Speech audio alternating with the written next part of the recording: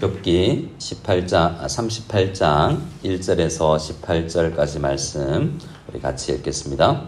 그때 여호와께서 폭풍우 가운데서 욥에게 말씀하여 이르시되 무지한 말로 생각을 어둡게 하는 자가 누구냐? 너는 대장부처럼 허리를 묶고 내가 내게 묻는 것을 대답할지니라. 내가 땅에 기초를 놓을 때에 내가 어디 있었느냐? 내가 깨달아 알았거든 말할지니라. 누가 그것의 도량법을 정하였는지 누가 그 줄을 그것의 위에 띄웠는지 내가 아느냐? 그것의 주추는 무엇 위에 세웠으며 그 모퉁이 돌을 누가 놓았느냐? 그때 새벽별들이 기뻐 노래하며 하나님의 아들들이 다 기뻐 소리를 질렀느니라. 바다가 그 모태에서 터져 나올 때에 문으로 그것을 가둔 자가 누구냐?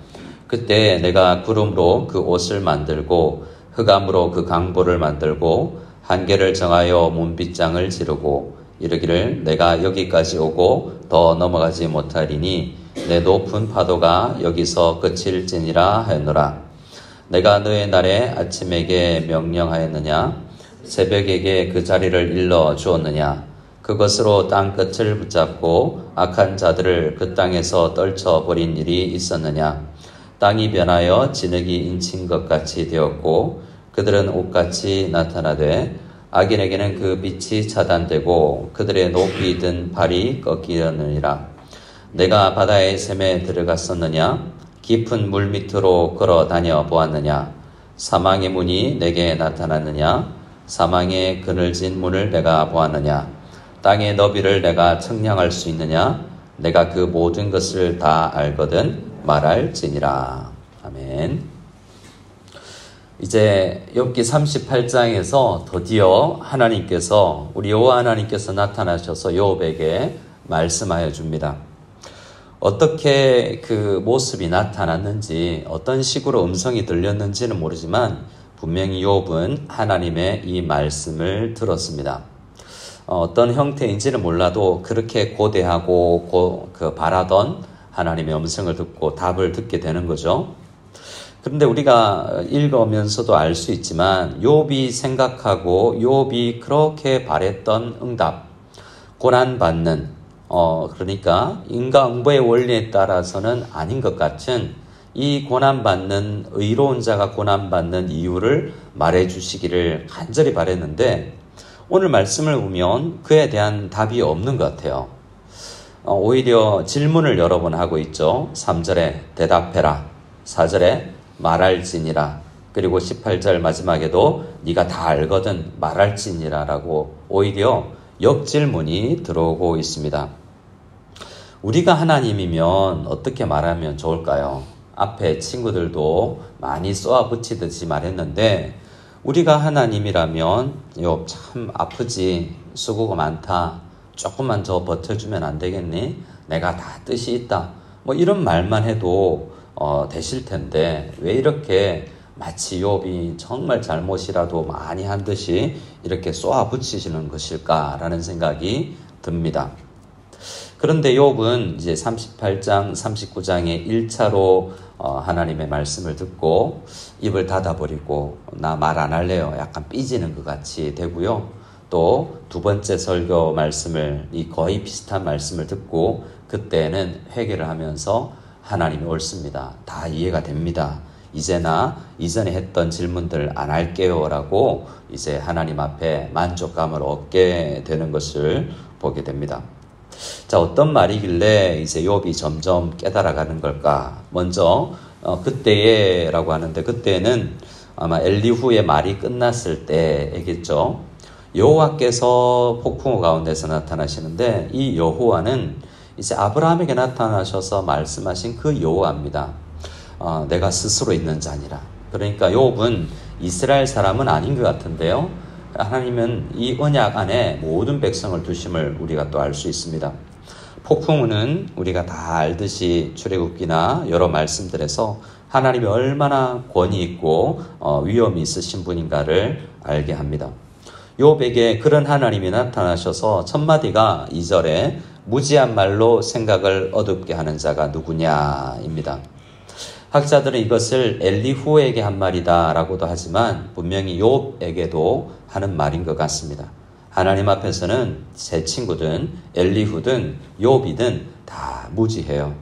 왜냐하면 이 욥 자신도 그들과 별반 다를 것 없는 인과응보의 신명기적 인과응보의 원리 안에서만 다 이해하려고 하니까 이해가 안 되는 거거든요. 근데 하나님은 그런 원리만 가지고 세상을 창조하고 다스리시고 우리 지금 섭리하시는 하나님이 아니십니다. 그래서 하나님은 앞에서 우리는 다 무지할 수밖에 없어요. 세계에 우리가 가끔 우리 하늘을 바라보거나 큰 건물을 바라보거나 또한 비행기를 타고 가면 우리가 얼마나 이 지구 땅덩어리에서 작은 존재입니까?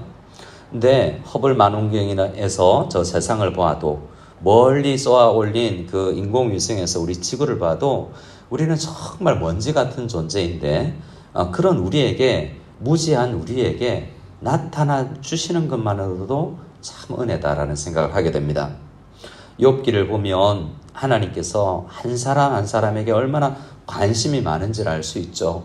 이 세상에 있는 욥에게만 관심 있는 것이 아니라 세 친구의 말도 다 듣고 계십니다. 무지하지만 하나님 앞에서 먼지 같은 존재이지만 하나님은 다 듣고 계시다가 가장 적합할 때에 나타나셔서 말씀하시는 것입니다. 그리고 3절에 너는 대장부처럼 허리를 묶고 내가 내게 묻는 것에 대답할지니라 라고 말하면서 여러 번 질문을 하시는 모습을 볼 수 있습니다. 왜 그러냐 하면 이것은 여러 가지 의미가 있겠지만 이 욥에게 이 질문에 대답하면 너는 이해할 수 있을 것이다. 이런 의미도 있는 것 같아요. 그러니까 하나님 앞에 그 모든 이유를 다 설명해 주면 알 수가 없는 존재인데 이것 설명 좀 해봐라. 너는 그 대답 듣기 전에 이 정도의 답 해보면 내가 네가 원하는 답 해줄 수 있다라는 느낌인 것 같아요. 왜냐하면 하나님께서 하시는 일과 그 목적은 우리가 알 수 없는 것들이 우리 이 먼지 같은 머리로는 알 수 없는 것이 너무나 많기 때문에 그렇습니다. 이것은 알아야 이제 그것도 알지 않겠니? 라는 말이고 결국에 그 답은 해주지 않으세요. 하나님께서 욥이 원했던 그 답은 필요 없는 문제였구나라는 것도 욥에게 깨닫게 해주는 것입니다. 제일 처음 4절에서 7절까지는 이제 창조의 당시에 이야기를 해주는데요. 내가 땅에 기초를 놓을 때 네가 어디 있었느냐라고 말씀을 하고 계십니다. 그리고 그때에 도량법을 5절 말씀에 도량법을 정하였는지 누가 또 그 줄을 그것 위에 띄웠는지 그것의 주체는 무엇 위에 세워졌으며 그 모퉁이를 돌을 누가 놓았는지 네가 아느냐라고 이야기할 때 모르죠. 이 창세기를 썼던 모세도 모를 텐데 지금 후대의 사람인 욥이 어떻게 창조 때 일을 알겠습니까? 근데 그것을 본 존재들이 있다고 이야기해요. 7절에 그때 새벽 별들이 기뻐 노래하며 하나님의 아들들이 다 기뻐 소리를 질렀느니라 라고 이야기하면서 욥기 1장에 나왔던 하나님의 어전회의에 사탄이 아니라 사탄과 함께 하나님의 아들들이 다 함께 있었죠. 그 존재들은 창조를 보았다라는 것을 우리는 알 수 있습니다. 그러니까 이 육체가, 이 지구가 창조되기 전에 영적인 존재들의 창조가 먼저 있었던 모양이죠. 자, 그런데 우리는 그들은 아는 것들도 우리는 몰라요. 그러나 그것들보다 더 잘 아시는 분이 있는데 잠언 8장을 보면 여호와께서 그 조화의 시작 곧 태초에 일하시기 전에 나를 가지셨으며 라고 이야기하면서 잠언 8장에는 그 창조의 현장에 있었던 한 분을 소개하는데 그분은 우리 구주 예수 그리스도입니다.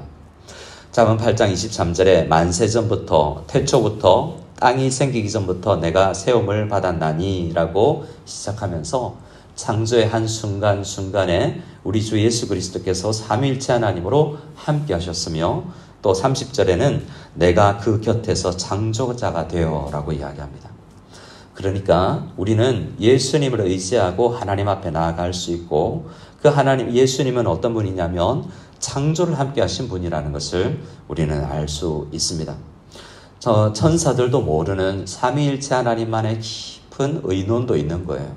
우리는 그런데 응답해줘도 알 수 없는 질문들을 하는 존재다라는 것도 우리는 생각하면서 이 깊은 하나님이 크신 하나님이 우리를 얼마나 사랑하시는지, 우리에게 관심을 가지고 계시는지, 문제를 해결할 분이시라는 것을 우리는 믿고 이 어둠 터널을 지나가야 됩니다.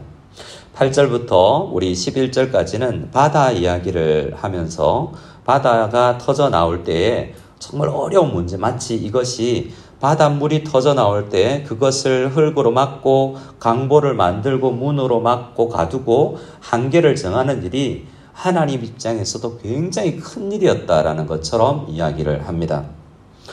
그것은 여러 이유가 있는데요. 성경에서 바다를 땅을 나누는 그 창조에 있어서 특별히 영적 의미를 부여하는데, 바다는 또 이 여러 가지 아합이랑 여러 용들이나 적 그리스도에 해당되는 하나님을 대적하는 존재들이 있는 곳으로 해석되기도 합니다. 창조 때에 그 하나님의 통치를 반대하는 존재들도 있었는데 그것을 다스리셨던 하나님의 그 능력을 지금 이야기하는 거죠.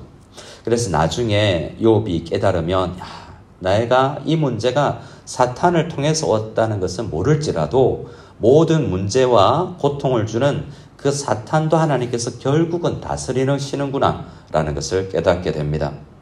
이사야 51장의 창조를 이야기하면서 여호와의 팔이여 깨소서, 능력을 베푸소서, 옛날 시대에 깨신 것 같이 라합을 점이시고 용을 찌르신 이가 어찌 주가 아니시며 라고 이야기하면서 바다를 말리시고 바다를 다스리시는 하나님께서 나를 도와주시기를 기도하는 그러한 시편과 예언서들이 많이 있는 것을 보게 됩니다.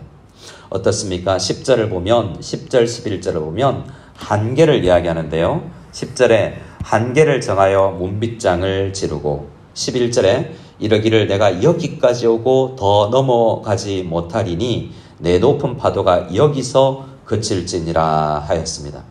하나님은 어떤 존재든 한계를 정하여 주시는 분이라는 거죠. 사탄도 마찬가지입니다.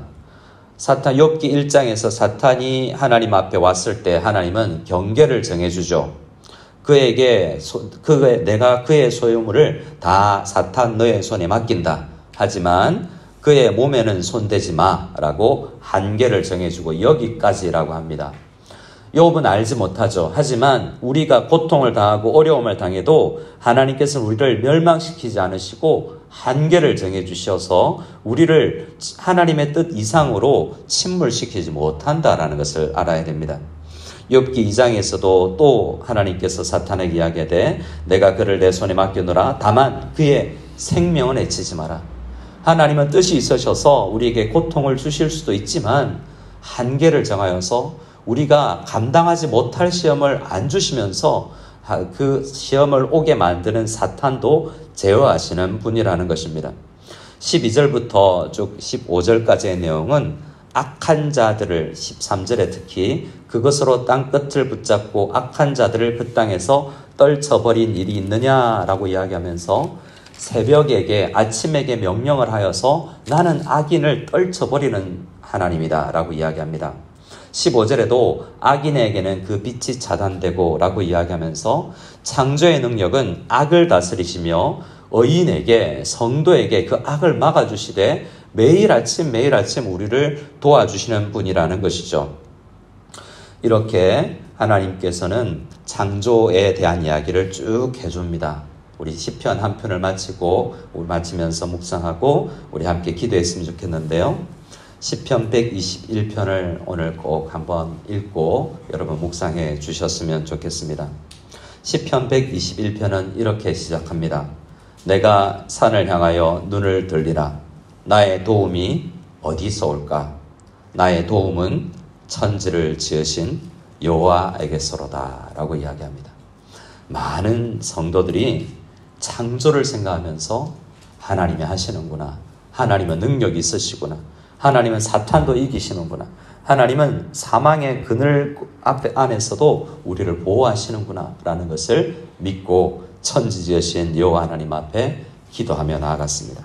이 아침에 우리도 천지지으신 하나님 앞에 눈을 들고 하나님 도와주십시오 라고 할 때 우리를 사랑하시는 주님께서 우리의 기도에 응답하여 주실 줄 믿습니다.